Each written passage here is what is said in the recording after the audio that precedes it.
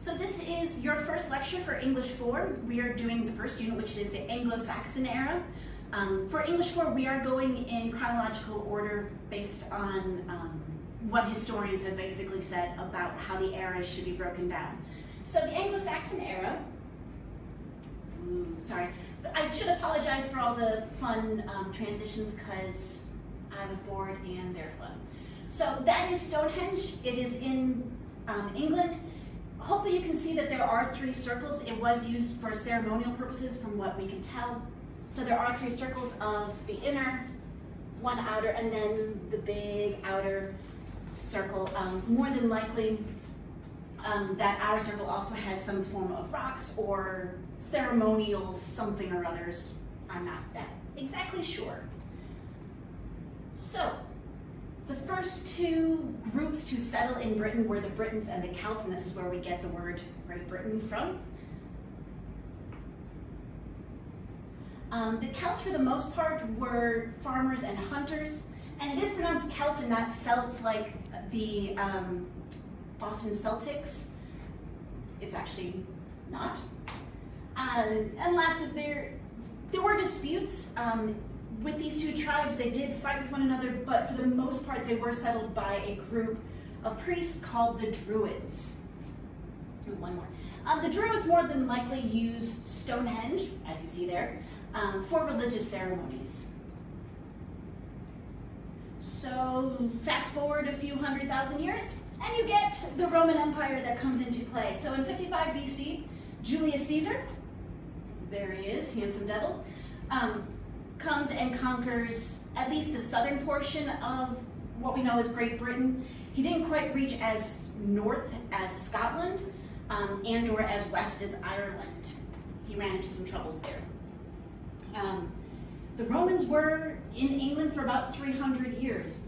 During this time is actually also when we get the myth or the legend of King Arthur. Arthur was possibly a Roman centurion who was a great leader, and thus myths and legends were created about him during this 300-year time period. By 407 AD, the last of the Roman armies left England and they went back home to defend Rome because Rome was falling apart. And lastly, when the Romans left, somebody else needed to take charge, and thus came the Anglo-Saxons. So by the 4th century, so 300 AD, Romans had introduced Christianity to Britain. So the Druids, which were more of a naturalistic, what we might consider the Native Americans to be, so Romans came in and said, you're doing it all wrong, you should go with Christianity, and so they turned the country Christian. So late in the 6th century, the church took over from the Druids and acted as the mediator between warring tribes, and we know the church has never gone wrong in interfering in civil disputes. Ironically, the church did help to bring peace to most of the country during this time. As we find out throughout the centuries that follow, this doesn't always stay. So after Romans invaded and then left the way for a number of other people to come in, first being the Norse of Norway, or what we know as the Vikings.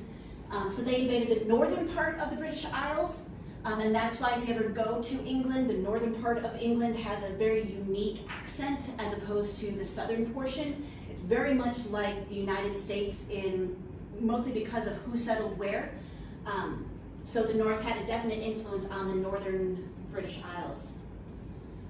The Danes from Denmark invaded England in the east and the south. Again, that's why they speak just a little differently than those British in the north.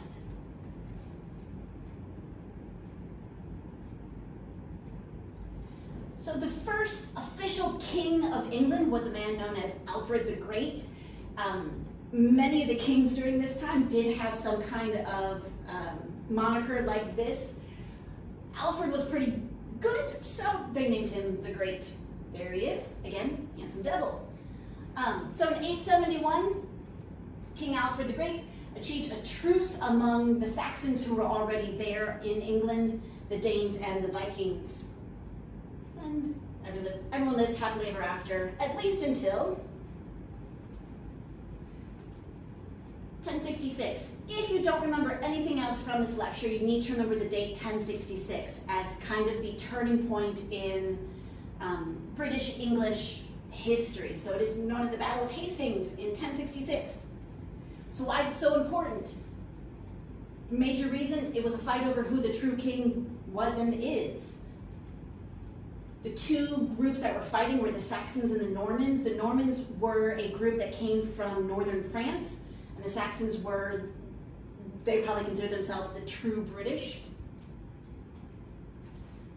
So you have the Normans, the French, winning over the Saxons, and then you have William, Duke of Normandy, who becomes king. Interesting, again, with the nomenclature of, or having the moniker of the Great for Alfred. For William, he conquered over the Saxons, so his moniker became William the Conqueror. And then 1066 officially for historians marks the end of the Anglo-Saxon era. That is the end of this lecture.